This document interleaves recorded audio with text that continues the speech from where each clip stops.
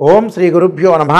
శ్రీ విశ్వావసునామ సంవత్సర భాద్రపద మాసం పౌర్ణమి రోజున పూర్వభాద్ర నక్షత్రం కుంభరాశిలో సంపూర్ణ రాహుగ్రస్త చంద్రగ్రహణం అనేది ఏర్పడింది.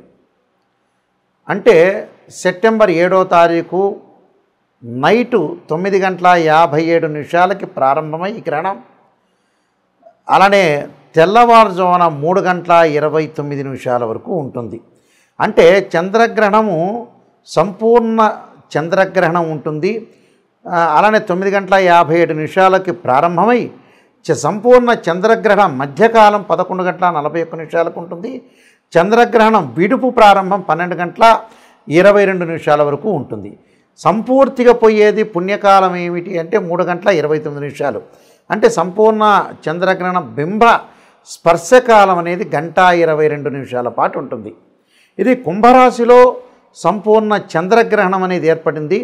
అయితే ఈ సంపూర్ణ చంద్రగ్రహణం కొన్ని రాశుల వాళ్ళకు అనుకూలంగా ఉంటుంది, కొన్ని రాశుల వాళ్ళకు ప్రతికూలంగా ఉంటుంది. అంటే ప్రతికూలంగా ఉన్నది ఏమిటి అంటే మనకి 7వ తారీఖు రాత్రి నుంచి ప్రారంభమై 8వ తారీఖు తెల్లవారుజామున వరకు ఉంటుంది. ఆదివారం రోజున ప్రారంభమై తెల్లవారితే సోమవారం వరకు ఉంటుంది. ఇక్కడ ఈ గ్రహణం అనేది కొన్ని రాశుల వాళ్ళకి సుఫలితాలను ఇస్తుంది.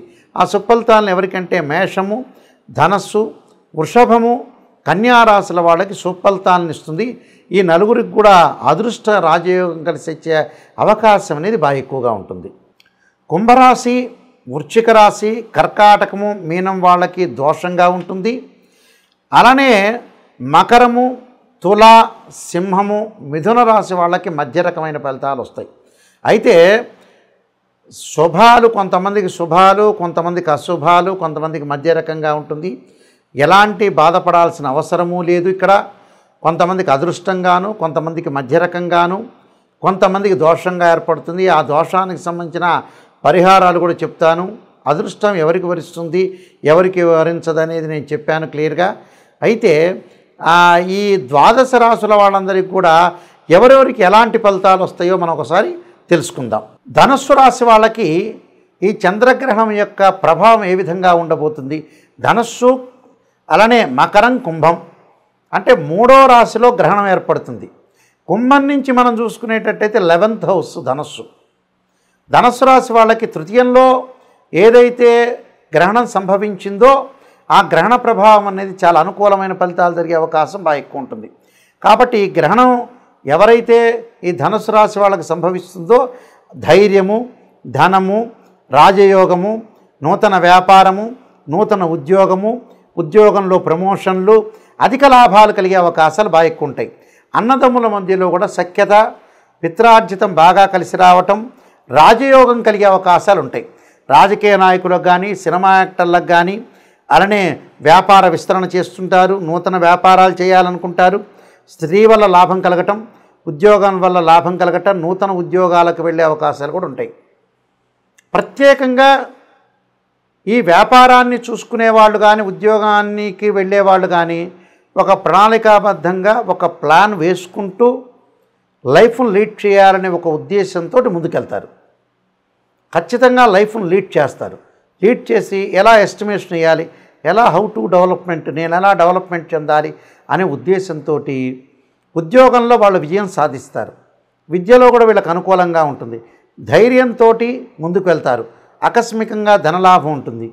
అలానే మొండి బాకీలు ఏదైతే ఉంటాయో గతంలో ఒకళ్ళకి మనం డబ్బు ఇచ్చాం. ఉదాహరణకి డబ్బు ఇచ్చిన తర్వాత అతను ఇవ్వలే, అతని యొక్క క్యారెక్టర్ ఇలా ఉంటుంది, ఇచ్చే వ్యక్తి కాదని మనం అనుకుంటాం. కానీ అకస్మాత్తుగా అతను వచ్చి డబ్బులు ఇచ్చే అవకాశాలు ఉంటాయి. ఆకస్మికంగా వస్తువులు, ఆకస్మికంగా పెళ్లి సంబంధాలు, ఆకస్మికంగా పిత్రార్జితము, కోర్టు సమస్యలు కూడా పరిష్కారం అయ్యే సూచనలు అనేవి ఖచ్చితంగా ఉంటాయి. కాబట్టి ఈ ధనుసు రాశి వాళ్ళకి అన్నీ కూడా అధికంగా లాభాలే కలిగే అవకాశం ఉంటుంది, కానీ ఏమాత్రం నష్టం కలిగే అవకాశం అనేది లేదు వీళ్ళకి. అంటే ఆర్థిక పరంగా కొద్దిగా డబ్బు ఖర్చు పెట్టుకుంటారు. ఒక 70% కొంచెం లాభం ఉంటాడు. ఒక 20-25% మట్టుకు కొద్దిగా పొదుపు చేసుకోవటం చాలా ఇంపార్టెంట్. అయితే నేను కొన్ని పరిహారాలు చెప్పబోతున్నాను. ఆ పరిహారాలను మీరు పాటించండి, మీకు మంచి సుఫలితాలు జరిగే అవకాశం ఖచ్చితంగా ఉంటుంది. ఈ గ్రహణ మధ్యకాల సమయంలో ముఖ్యంగా చేయాల్సిన కొన్ని ప్రత్యేకమైన పరిహారాలు ఉంటాయి. మనకి ఈ సంపూర్ణ చంద్రగ్రహణం దోష ప్రభావం తగ్గాలి అని అంటే తగ్గటమే కాదు, అందరికీ కూడా మరింత మెరుగైన ఫలితాలు రావాలంటే కొన్ని ప్రత్యేకమైన పరిహారాలు చేసుకోవాలి. అంటే పరిహారం చేసుకోవాలంటే జన్మజాతకంలో చంద్రుడు ఎలా ఉన్నాడు, గ్రహస్థితి ఎలా ఉంది, ఆ రోజున పరిస్థితి గోచారీత్యా ఏ విధంగా ఉంది, ఏ దశలు జరుగుతుంది అనేది కూడా చూసుకోవటం కూడా చాలా ముఖ్యమే. అయితే ఏంటంటే అవి చూసుకున్నా చూసుకోకపోయినా ఎలాంటి విషయాలు మనం ముందుకు వెళ్ళాలో తెలుసుకుందాం. ముఖ్యంగా ఎలాంటి విషయాల్లో ముందుకు వెళ్ళాలంటే ఇక్కడ ఈ గ్రహణ సమయంలో పట్టు విడుపు స్థానం అనేది ఉంటుంది. అంటే గ్రహణం పట్టేటప్పుడు నదీ స్థానం కానీ సముద్ర స్థానం కానీ చేయాలి. అది కుదరని పక్షంలో ఇంట్లో స్నానం చేయటం కానీ చేసిన తర్వాత ఏదైతే మనం సాయంకాలం పూట 9:57 చంద్రగ్రహణం అనేది మనకు ప్రారంభం అవుతుంది. ఇది భారతదేశంలో కనపడుతుంది, న్యూయార్క్లో కనపడదు. ఈ గ్రహణం పట్టిన తర్వాత 9:57 స్నానం చేయటం అనేది చేయాలి. అలానే విడుపు స్థానం అంటారు. రాత్రి 12:22 విడుపు స్థానం అంటారు. అంటే విడుపు స్థానం అంటే ముగింపు చివరికి ఎప్పుడు ముగింపు అవుతుందంటే 1:26 ముగింపు అవుతుంది. అంటే 1:26 స్నానం చేయాలి. అంటే 9:57 ఒక స్థానం, 1:26 ముగింపు స్నానం చేయాలి.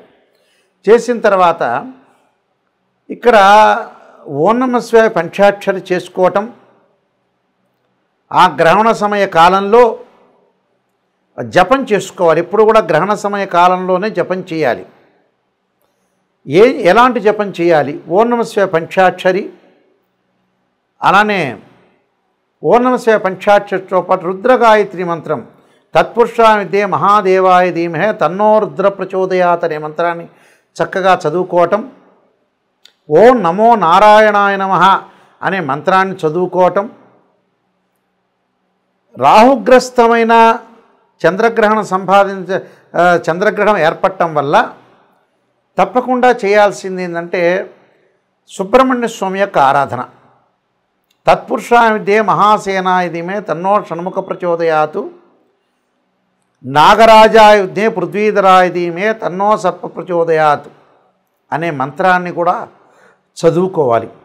చక్కగా దర్భాసనం మీద కూర్చొని రుద్రాక్షమాలతోటి ఏ మంత్రం రాకపోయినా ఓం నమః శివాయ అనే పంచాక్షరి మంత్రాన్ని చదువుకోవటం వల్ల అన్ని రకాల సమస్యలు తొలగిపోతాయని అర్థం.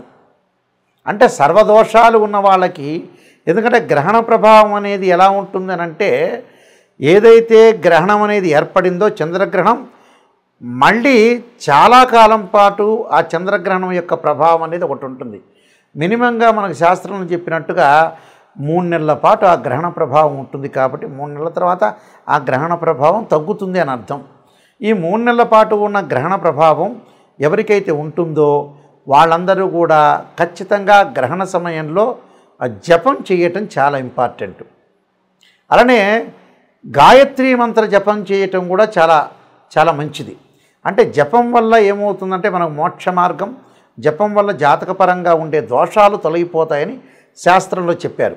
ఆ జప సమయంలో ఓం నమః శివాయ ఒక్కసారి పంచాక్షరి చేసినా అది 1000 రెట్ల ఫలితం ఇస్తుందని శాస్త్రంలో చెప్పారు. కాబట్టి ఖచ్చితంగా గ్రహణ సమయంలో భగవంతుడి యొక్క ఆరాధన చేయటం వల్ల చాలా మంచి జరిగే అవకాశాలు ఎక్కువగా ఉంటాయి. కాబట్టి గ్రహణ సమయంలో కార్యక్రమాలన్నీ కూడా మనం భగవంతుడి యొక్క ఆరాధన చేయటం చాలా మంచిది. ఆరాధనతో పాటు చాలామంది కూడా ఈ భాద్రపద మాసంలో ఈ పౌర్ణమి రోజున కూడా పితృ కార్యక్రమాలు ఆపాల్సిన పని లేదు. ఉదయం పూట పితృ కార్యక్రమాలంటే అపరాహ్న సమయంలో చేసుకుంటారు.